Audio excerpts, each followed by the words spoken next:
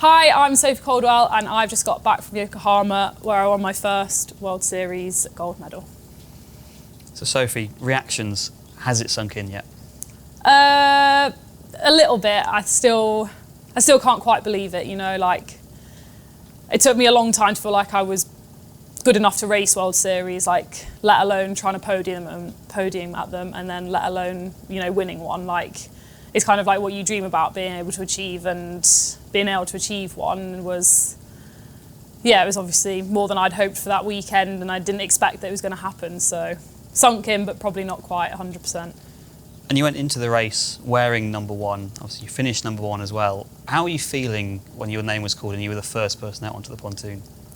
I went back before that when it hit me that I was going to be number one, because Beth was sitting out Yokohama. I was like, uh-oh, I've actually got to wear number one. And I was out riding with Liv a couple of weeks before, and she was like, oh my God, it's just hit me, you're going to be wearing number one. I was like, let's not talk about it. I don't want to talk about it. So I actually felt like quite nervous wearing it. I don't know, like, I know it's just a number and everyone has to have a number, and, you know, just it is what it is. So I think there's nothing I could do about it. But I think it was just the realisation that I was going to have to walk out first. And when you kind of have a number that's like a low ranked high number, whatever, you know, you kind of expect to do well, and people will be looking at those people that are ranked, you know, single digits to do well. And I actually had a really nice message from Vicky Holland the day before the race that kind of just said, appreciate wearing number one. She was like, there's not many times in your career you're going to wear that number. And she said she didn't appreciate it probably when she had it, and just kind of accept that you're good enough to wear that number and enjoy wearing it and kind of embrace that. So it was like really nice to get that message from her, and just,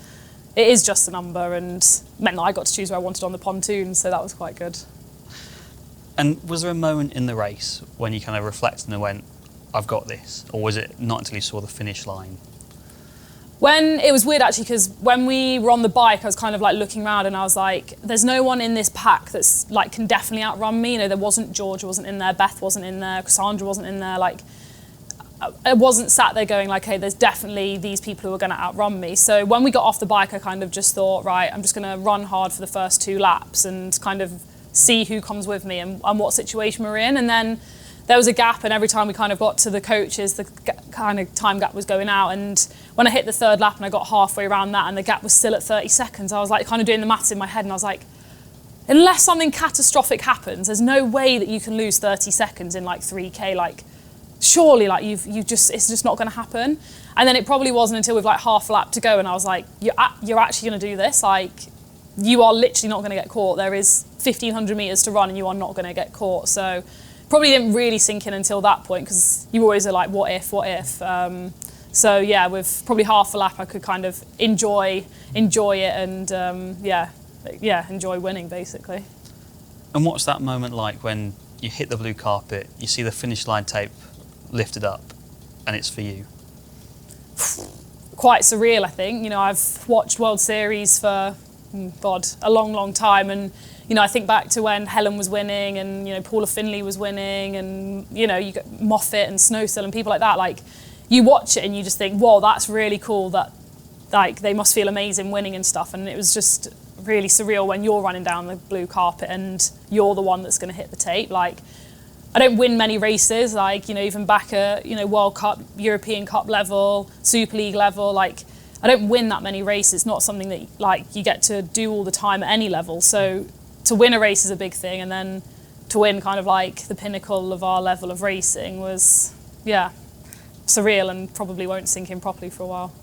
And your mum put a lovely post on Instagram, a picture of you from your first win, your first race 20 years ago to this weekend. How important has she and have the coaches been in your journey to getting where you are now? Well, if it wasn't for my mum, I wouldn't be doing triathlon, because she was the one that saw a local event in our local leisure centre that was advertised and just thought, Soph does a bit of swimming and active at school and stuff, so we went down and did it. And then from then, like, she was the one that took me to every training session, and God, I dread to think how many times we've driven from Keyworth to Loughborough to get to the Charnwood Athletics Club or the swim squads, or yeah, you name it. Like, she got up and took me there and paid for it and drove me there, and yeah, she continues to come to races, support races, and it's nice now that they're a bit further afield, and she can sometimes enjoy a bit of a holiday around them, and we're not just around the UK. So I owe a lot to my mum. If it wasn't for her, I definitely wouldn't be doing triathlon now, and the sacrifices that she made growing up for me. And then like the coaching setup here, like I've been working with Adam now for 14, 15 years, and surprised he's part with me for this long, to be fair, but I couldn't imagine working with anyone else, and like we understand each other on a whole different level, and yeah, the amount that he puts into this is, although I get to stand there with the medal, it's not just me that puts the work in, you know. He puts a lot of work in. I do a lot of work with Laura Needham, the physiologist, and Ollie Freeman, the physio. So it's like, it's not just me that does it. There's a lot of people behind the scenes that put a lot of work into it as well. You've got your medal in your hands there. How did it feel when it got put around your neck on that podium? I think it didn't, like, it kind of hit me that I got given it, and then it kind of hit me when I stood there and the flag went up. Because again, like, you get to stand on podiums and get medals. You know, it does happen, but like, not very often does it happen when you're on the top step and you see your flag go up first and it's your national anthem that's playing. So I think it was just like nice that it doesn't happen very often. And yeah, it was just one of those moments which I'll remember for a very long time. Massive congratulations and thank you very much. Thank you.